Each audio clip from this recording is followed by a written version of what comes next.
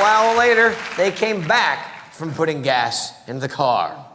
My wife walks in the front door, hands me a video camera, and says, "You gotta see this." And I'm like, "What?" She goes, "No, trust me, you're gonna have new material for your show."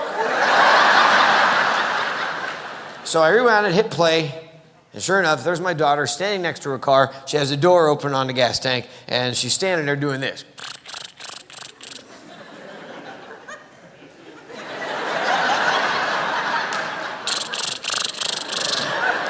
"Mom, it won't open." Now, the first indication that my wife can be a very cruel woman when she wants to be is what she did to help the child. Nothing.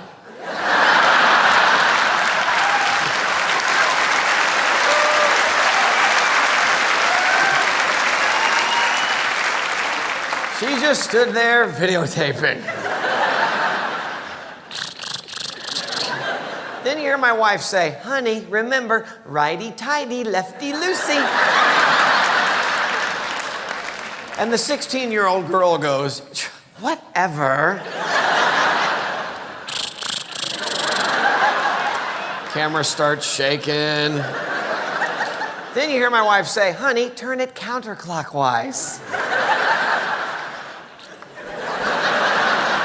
My daughter looked at her watch. And I'm the father standing there watching the tape going, "Oh, no, no, no." Because I realized she was looking at her watch 2 or 3 seconds too long before she realized she was gazing at a digital watch.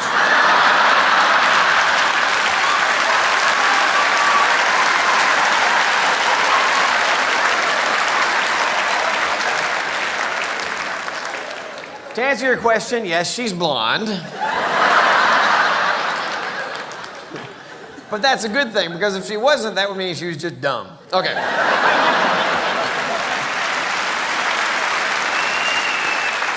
So she finally figures out, okay, turn it to the left, pulls the cap off, and of course we have those, 4, 5, 6-inch plastic leashes on a gas cap. I look at those and I go, who the hell are these for? Obviously, at some point along the way, the car manufacturers had a meeting and they went, "Okay, there's too many idiots that don't know what to do with the gas caps. We got to put the frickin' leash on them." Were there people at gas stations going, "Oh, no, no."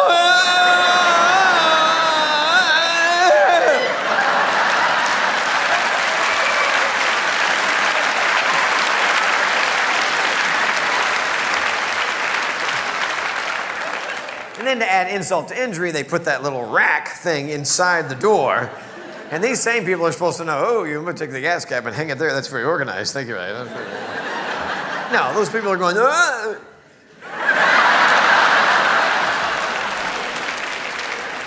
Okay, so now she turns around, she gets the nozzle out of the gas pump. All right, now, we all know that in the car there's a hole. And you have the nozzle. But there's also the sleeve that goes over the nozzle, has a little spring on it. That, of course, goes over the hole to keep the fumes from coming when you're filling up. You would think that it's somewhere along the line, in the last, I don't know, maybe 6 months, she would have said to herself, "Oh, I'm going to be driving soon. Maybe I should watch Mom and Dad and take notes to see how to fill up a car." No, you know why? Because for the last 5 years, she's been sitting in the back seat going.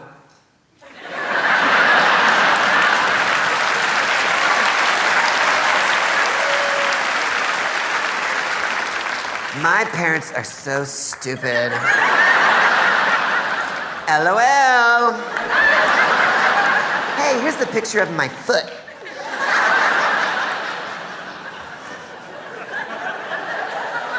She tried to cram the entire thing with the sleeve into the hole, just cramming it, crushing it, pushing it, and then she can't say, "Mom, it won't fit, it's the wrong one." Camera's shaking. And then she finally figures out, okay, it's got to hang right there. Okay, now, she didn't turn on the pump. She didn't swipe a credit card. She didn't go talk to the guy. She just stood there, apparently waiting for the magic gas to flow.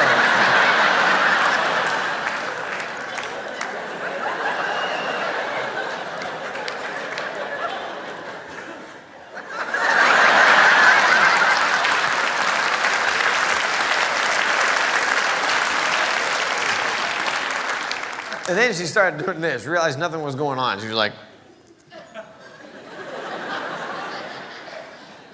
reaches over, squeezes a thing.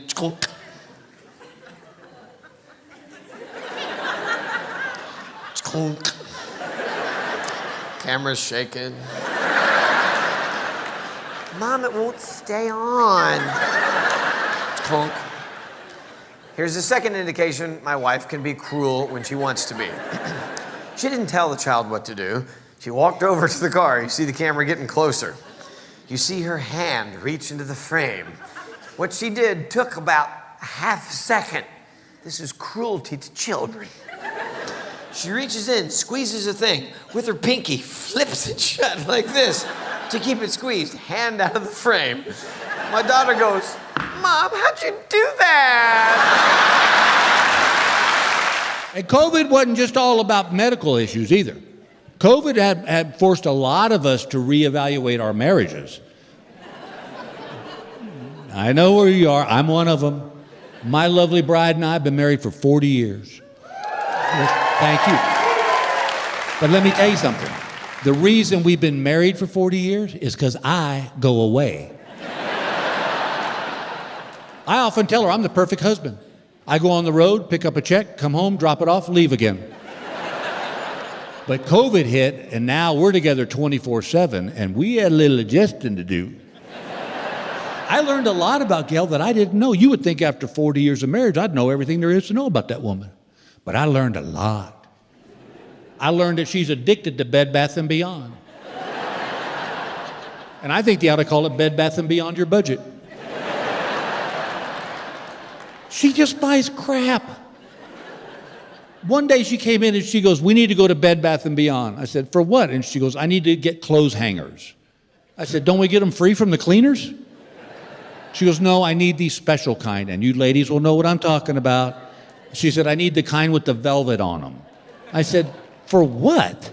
She goes, so it keeps my dress from falling off. I go, that's been our problem for 40 years.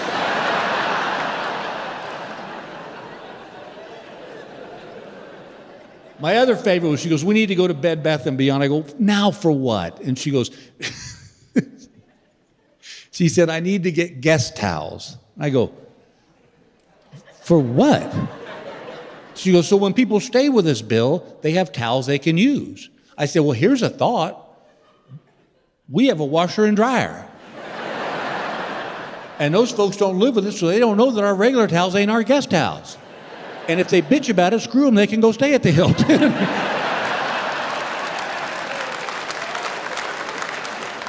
I said, you're just buying crap. She goes, well, you buy crap at Bass Pro Shop. I said, no, ma'am.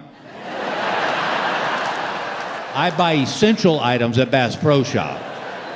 She goes, like what? And I said, like, I need a cooler that knows whether to keep my beer cold or my coffee hot. That's essential. She goes, you're an idiot. I go, I'll be an idiot with a cold beer. That's what I'll be.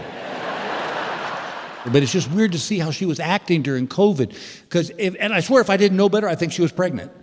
Because she was nesting, I swear. I would get a cup of coffee, take 2 sips of it, set it down on a stool, and walk 3 steps away, and she goes, are you done with that? Well, there's 3/4 of it left. There's still steam coming off it, so I'm going to go, no, Alex? She goes, well, you know where to put it when it's done. I go, right, we throw it out in the street. She goes, no, you put it in the dishwasher, and put it in the dishwasher right. I go, what do you mean right? She goes, I didn't know this, fellas. Did you know this?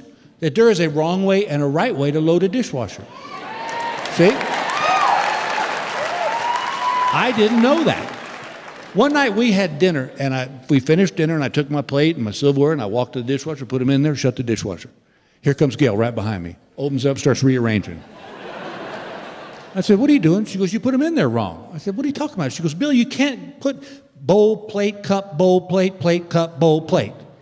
I go, why not? She goes, they won't get clean. I said, have you ever actually been inside a dishwasher? Here's something else I didn't know, gang. Did you know that women can have a bad day and blame the whole day on their hair? I didn't know that. One day during COVID, Gail was in a pissy mood. God, she was in a pissy mood. And I said, what's wrong with you, honey? And she goes, oh, the girl that cut my hair did it all wrong. I can't get it right, and it just ruined the whole damn day. I was like, wow. Fella couldn't get away with that. Fella couldn't have a bad wiener day.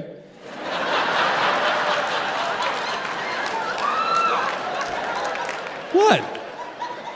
We do.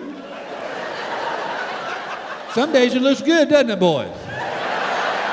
That's right. You want to slap a leash on it and walk it around the block.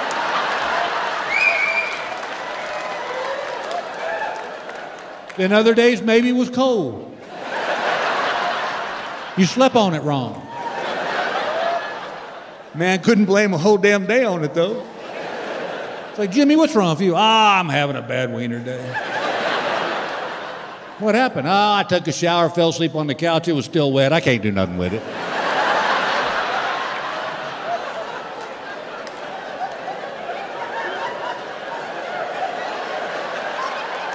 I'm going to guarantee you right now there's somebody in this theater going, that is a bored human being right there.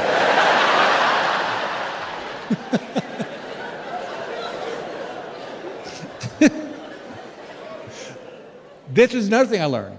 My lovely wife, she has to say things out loud. That's how she gets them straight in her head. Perfectly fine if you know that's going down. But we'll be in the car, and I'm driving, and this is what I'll hear. Okay, I need to go to the cleaners. I need to make a hair appointment. I need to make sure I get my nails done. I'm like, what? And she goes, I'm not talking to you. Fine, I keep driving. Then I hear, okay, do we have dog food? Oh, wait, do we need to pick up those tickets? And do we need to make reservations for dinner tomorrow? And I just keep driving. And she goes, are you going to answer me? Yeah, if I knew who you were talking to. Me or your little imaginary friend down there. Well, This was my other favorite one. The other day she came and she goes, I think you need to get your hearing tested. And I said, what?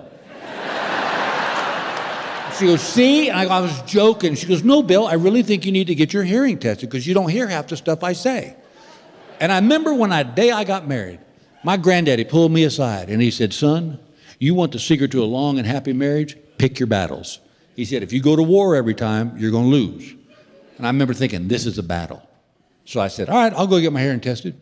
So I went to the hearing doctor, gave me the test. He goes, your hearing's fine. I said, thank you very much. Went home. Gail said, how'd it go? I said, he said, my hearing's just fine. She said, well, is it you don't hear half the stuff I say? I said, it's funny you bring that up. Because he said that maybe you shouldn't wait till you're at the other end of the house before you start talking to me. Look at the women, fellas. Look at them. Look at them. They know it's in their little bullet in their arsenal right there. I swear to God, Gail and I could be sitting in the same room for 3 hours. Not a word is said. I get up and walk to the other end of the house and I hear this. Just come on. Now I got to come back in and go, what?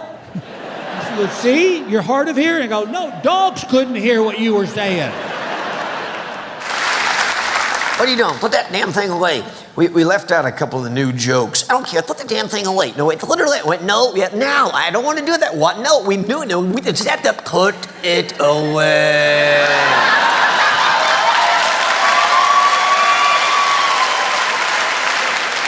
Don't you flare your nostrils in the asshole. I'll take you out right here. Will you just listen to me? What, we left out a couple of the new jokes. We did? Yeah. Oh, hang on a second. Oh, son of a bitch, there's a good one right there. Oh, there's the dunk-a-dunk chick. That's you. That was a good one.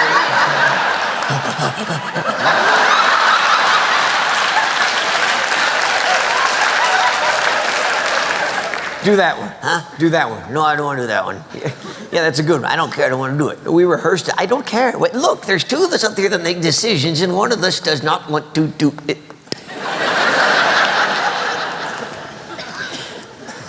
Please? What? Please? What the hell is wrong with you? What? No man says please to another man. All the girls at your house are getting to you. You're acting like a chick.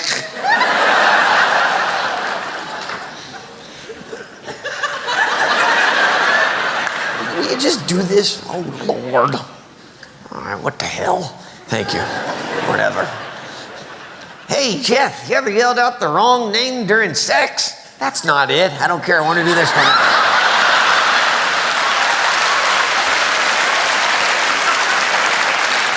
No. Oh, your wife said you had.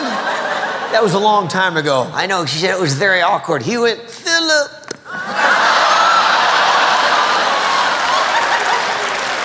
That is not true. Still funny as hell. Let me ask you a question. I'm very happy for the African Americans that they have the Kwanzaa holiday. Yeah. How come there's no all-white holidays? What? Merry Caucasia. Tonight we'll be having our customary Caucasia dinner, meatloaf and tater tots. Then we'll be singing our traditional Caucasia songs, Freebird and Margaritaville.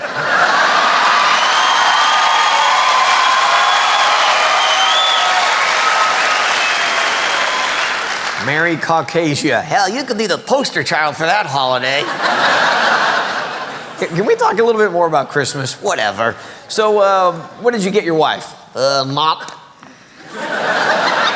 Well, you take the stick out. Hey, it's a wig. Where are you shopping for your wife? At the 99-cent store. What'd you get your grandson? A sponge. That's not a toy. It is when you convince him that SpongeBob.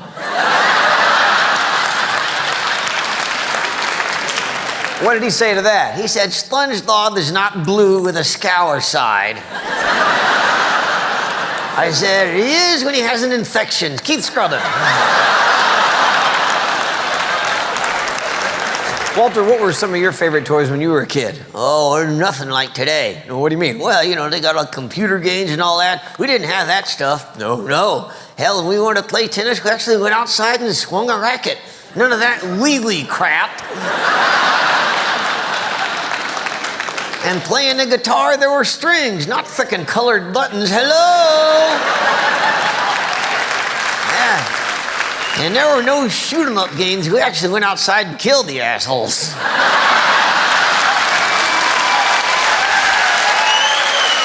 It's tough getting older. Looked up, saw that light, started to walk towards it.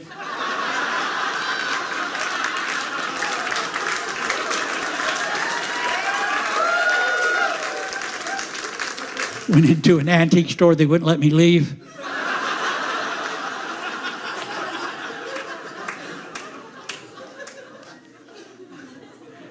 I asked Siri a question about my life expectancy and she changed the subject.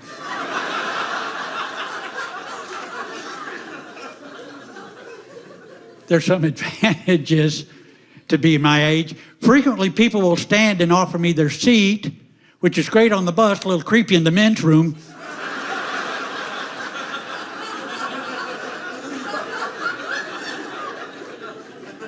I can now ride the city buses of Houston for free. So ladies, I can be anywhere in 4.5 hours.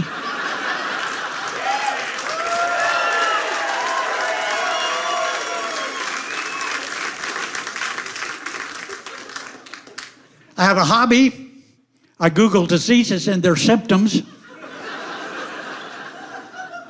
Evidently, I died 4 days ago, which makes this pretty impressive. I also like to get in the express line at the grocery store and count items in other people's baskets.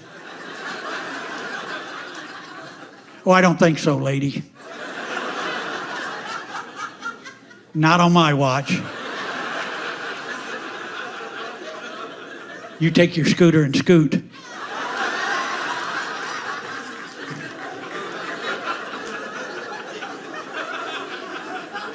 I went to the doctor because I thought I had arthritis. I don't. I have early onset rigor mortis.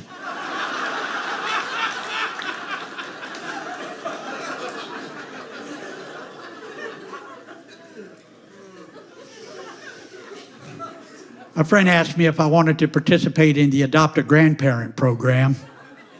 I said, sure. Now I have a 95-year-old man on my hands.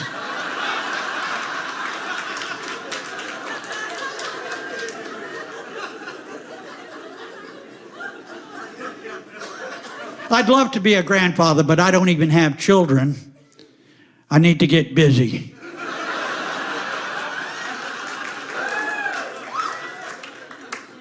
Ladies, I can be anywhere in 4.5 hours.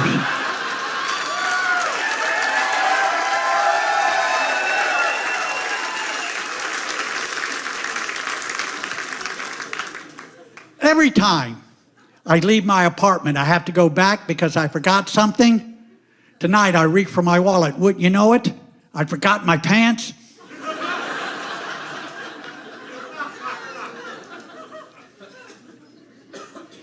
I found this new technique which has improved my memory. I've quit listening to people so I have less shit to remember. Will you shut the hell up? You too. Are you all right? No. What's wrong? I'm pissed. Why? I have no idea. Well, have you ever thought about it being happy? Yeah, what happened? Pissed me off. What would happen if you were happy? Your show would suck.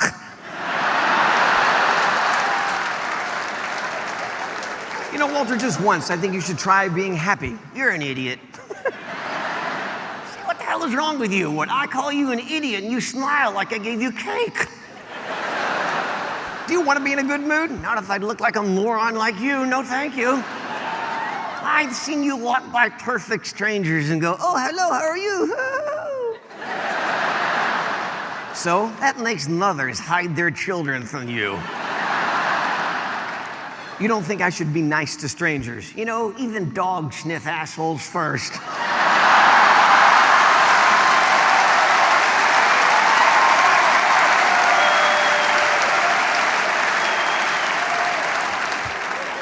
Maybe you should try that. I don't think so. Actually, there are those little idiot dogs that when they see anyone, they jump all around and then pee on themselves. You ever felt like doing that? That's not going to happen. Well, you might not jump all around, but when you get my age, you'll piss on yourself. Well, I'm just happy to be here tonight. Where the hell are we? Richmond, Virginia. Oh, yeah.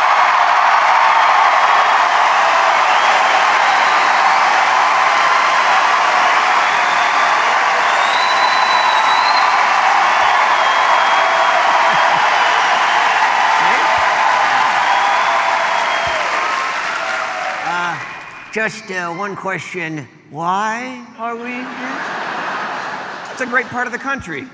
Not in the winter, holy crap. I don't know, I hate being cold. I even got cold in Vegas last week. Oh, in Vegas, yeah, you took your wife there. Oh, yeah. You know, Vegas has become a great vacation spot for families. Oh, yeah, sure. Yeah, that makes sense. Take the family to Vegas. Yeah. 'Cause kids love whores.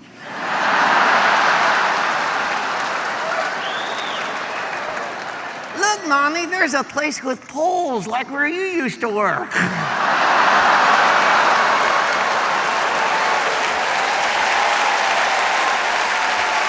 Walter, you've been doing anything fun since we got here? Yeah, what did I do today? I did something fun. What? I signed up Ahmed to be an organ donor.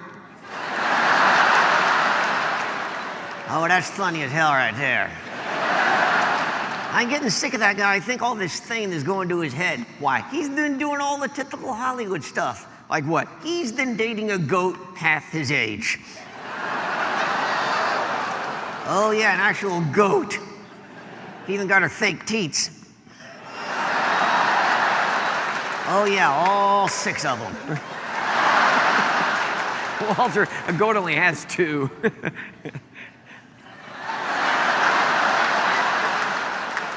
How sick is it that you actually know that? What, are you so lonely now you're checking out barnyard animals? You know, they're called petting zoos, not heavy petting zoos.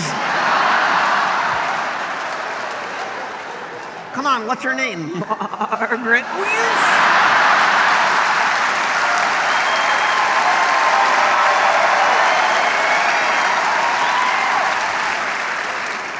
Can we change the subject? Sure. You don't realize how special America is until after you go abroad. Like, I'm a fan of the females, and America got something called options. I'm like, don't get me wrong, there's other races in Europe, but mainly it's Europeans. I'm looking in the show tonight, there's a lot of beautiful options. Black women, white women, Asian, Latino. See a couple of Indian girls sprinkled about. I gotta say, Indian women are some of the most beautiful women on the planet, but Indian men, ugh. And it was weird, because I had my first show in Sweden, but I had a layover in London. And they actually had Indian people working airport security. Me up, because they all had British accents, totally threw me. Excuse me, sir, could you please put all your belongings in a tray and move it forward? I'm what? Because I'm from America. I'm used to, can you please put everything? And you got to. And I was drinking a Slurpee at the time. I was like, you don't recognize it?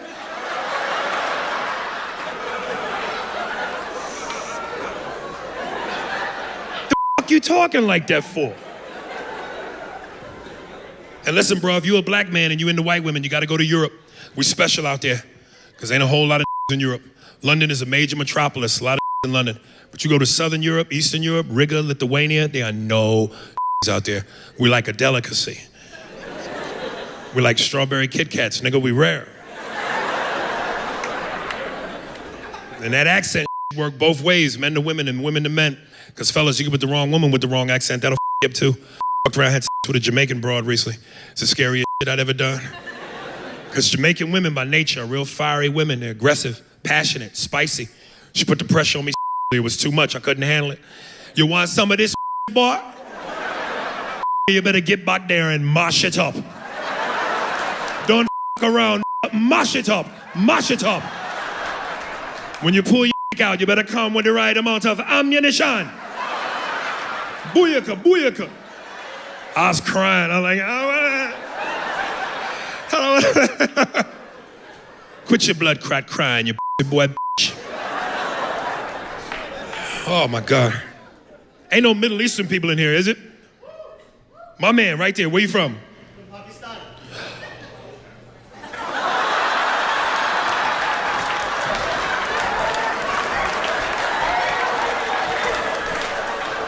Listen, if I said anything to offend you, I'm sorry. Me, you, the same. White people fend for yourselves.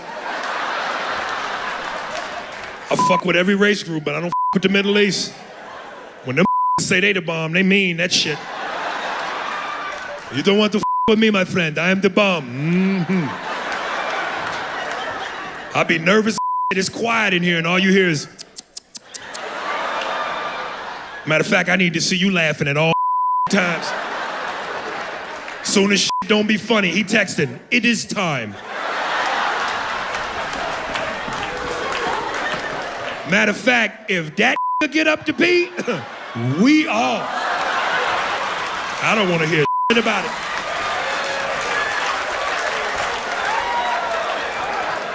What are you doing? No, what are you doing? Matter of fact, if you're gonna blow somebody up,